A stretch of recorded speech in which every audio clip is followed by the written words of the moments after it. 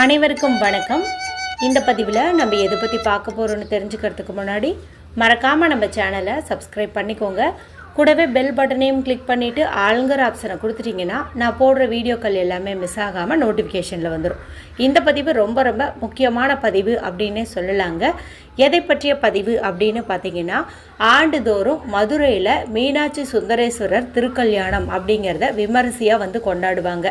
ஒவ்வொரு மாதத்திற்கும் ஒவ்வொரு சிறப்பு இருக்குது. அப்படின்னாலும் தமிழ் ஆண்டுகளில் வரக்கூடிய இந்த முதல் மாதம், அதாவது சித்திரை மாதம் அப்படிங்கிறது மிகவும் சிறப்பு பொருந்திய ஒரு மாதம் அப்படின்னு சொல்லலாம். இந்த மாதத்தில் இறை வழிபாட்டிற்குன்னு நிறைய செய்வாங்க. குறிப்பாக உங்களுக்கு புரிஞ்ச மாதிரி சொல்லணும் அப்படின்னு பார்த்தீங்கன்னா, கள்ளழகர் ஆற்றில் இறங்குவது, சித்ரா பௌர்ணமி, இதெல்லாம் இந்த சித்திரை மாதத்தில் தான் நடக்கும். அதே போல் மதுரையில் மீனாட்சி சுந்தரேஸ்வரர் திருக்கல்யாணம் அப்படிங்கிறதும் நடக்கும். இப்போ இந்த திருக்கல்யாணம் நடக்கிற அந்த நேரத்தில் நம்மளுடைய தாலி சரடை நம்ம மாற்றி கட்டிக்குவதன் மூலமாக தீர்க்க சுமங்கலி யோகம் கிடைக்கும். திருமணமாகாமல் இருக்கக்கூடிய கன்னி பெண்களுக்கு நல்ல இடத்துல வரணமையும் அப்படின்னு சொல்லுவாங்க. நம்மளுடைய சேனலில் தொடர்ந்து மீனாட்சி சுந்தரேஸ்வரர் திருக்கல்யாணத்திற்கு முன்பே பதிவுகள் போடுறது வழக்கம். அதன்படி பார்க்கும்போது இந்த முறை நமக்கு மே மாதம் 8ஆம் தேதி வியாழக்கிழமை அன்று மீனாட்சி சுந்தரேஸ்வரர் திருக்கல்யாணமானது மதுரையில் நடக்க இருக்குதுங்க.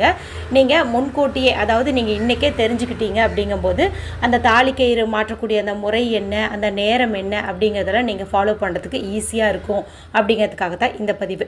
இப்போது உங்கள் ஊரில் சிவபெருமான் கோவில் இருக்குது அப்படிங்கும்போது அங்கேயும் கட்டாயம் இந்த திருக்கல்யாணமானது நடைபெறும். ஒவ்வொரு கோவில்களில் காலை நேரத்திலேயே செய்வாங்க. ஒவ்வொரு கோவில்களில் மாலை நேரத்தில் செய்வாங்க. உங்களுக்கு எப்போ ஃப்ரீ டைம் கிடைக்குதோ அப்போ நீங்கள் உங்கள் ஊரில் இருக்கக்கூடிய கோவிலுக்கு போயிட்டு அங்கே அர்ச்சகர்கிட்ட நீங்கள் கேளுங்க, இந்த முறை நமக்கு இந்த திருக்கல்யாணமானது எந்த டைமில் நடத்த இருக்கிறீங்க அப்படின்னு சொல்லி கேட்டு வச்சுக்கோங்க. அப்போ அந்த டைமில் கோவிலுக்கு நீங்கள் போனீங்கன்னா அங்கே மீனாட்சி அம்மன் கழுத்தில் சுந்தரேஸ்வரர் திருமாங்கல்ய சரடு கட்டுவாங்க இல்லையா, அந்த சமயத்தில் அங்கே கோயிலுக்கு வந்திருக்கக்கூடிய பக்தர்கள் அனைவருக்குமே அந்த தாலி சரடு கொடுத்துருப்பாங்க.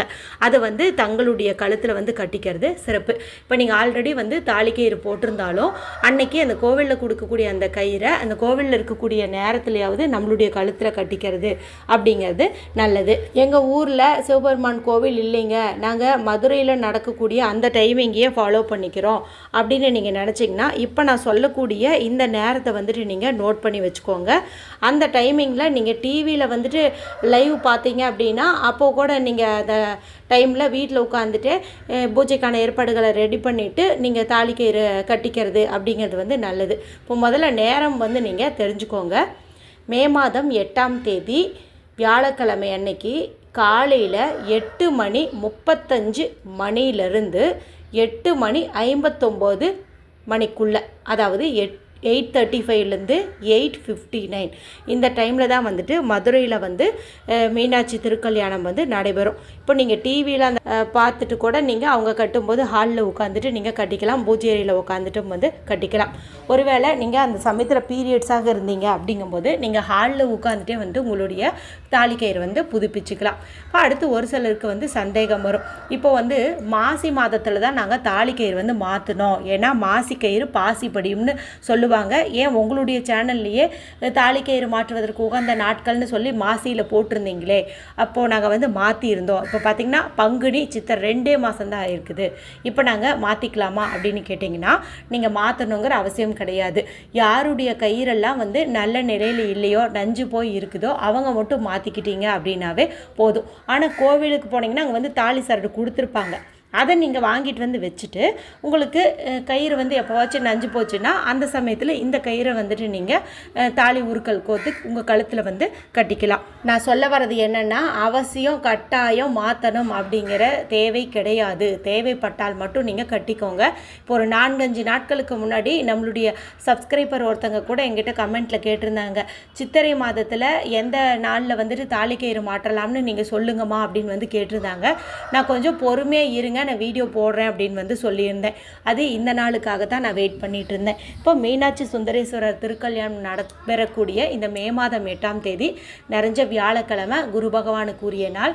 இந்த நாளில் இந்த டைமிங் நான் சொன்னேன் இல்லையா, அந்த டைமிங்கில் நீங்கள் பூஜை அறையில் விளக்கேற்றி வச்சுட்டோ இல்லை பீரியட்ஸாக இருந்தால் ஹாலில் உட்காந்துட்டோ உங்களுடைய தாலிக்கயிறை வந்து மாற்றி கட்டிக்கோங்க. இல்லைனா நான் முன்னாடி சொன்ன மாதிரி ஊரில் சிவபெருமான் கோவில் இருந்ததுன்னா அங்கே போயிட்டு அங்கே கோவிலில் எந்த நேரத்தில் திருக்கல்யாணம் நடக்குதோ அந்த சமயத்துலேயும் வந்துட்டு நீங்கள் தாராளமாக மாற்றிக்கலாம். ஏன்னா ஒவ்வொரு ஊருக்கும் ஒவ்வொரு கோவிலுக்கும் அந்த முறைகள் வந்து மாறுபட்டு இருக்கும். அதனால் நம்மளுடைய வசதிக்கு தகுந்த மாதிரி நம்ம வந்து பார்த்துக்கலாம். இது ஒரு அற்புதமான நாளுங்க. சித்திரை மாதத்தில் அவசியம் வந்து தாலிக்கயிறு மாற்றுற சூழ்நிலை இருக்கிறவங்க இந்த நாளை வந்து கெட்டியாக பிடிச்சிக்கிட்டு மாற்றிக்கோங்க. மறுபடியும் வேறு ஏதாவது நாள் வேணும், இந்த நாளில் பண்ண முடியாது அப்படின்னு நினச்சிங்கன்னா உங்களுக்கு வந்துட்டு வைகாசி மாதத்தில் வந்துட்டு நான் மாற்றக்கூடிய நாட்கள் குறித்து பதிவுகள் போடுறேன். அப்போ வந்துட்டு நீங்கள் மாற்றிக்கோங்க. ஏன் அப்படின்னு பார்த்தீங்கன்னா, இப்போ பௌர்ணமி வந்துடுச்சுன்னா அதுக்கப்புறம் தேய்பிறை நாட்கள் வந்துடும். அப்போ சித்திரையில் நம்ம தேய்பிறை நாட்களில் தாலிக்கயிறு மாற்றுவது அப்படிங்கிறது அந்த அளவுக்கு வந்து சரியில்லை. அதனால தான் நான் வைகாசியில் சொல்கிறேன்னு சொன்னேன். சரி, இந்த பதிவு உங்களுக்கு யூஸ்ஃபுல்லாக இருந்ததுன்னு நினச்சிங்கனாவோ மற்றவங்களுக்கும் யூஸ் ஆகட்டும்னு நினச்சிங்கனாவோ ஷேர் பண்ணுங்கள், லைக் பண்ணுங்கள். மற்றும் ஒரு பயனுள்ள பதிவில் உங்களை சந்திக்கிறேன். நன்றி, வணக்கம்.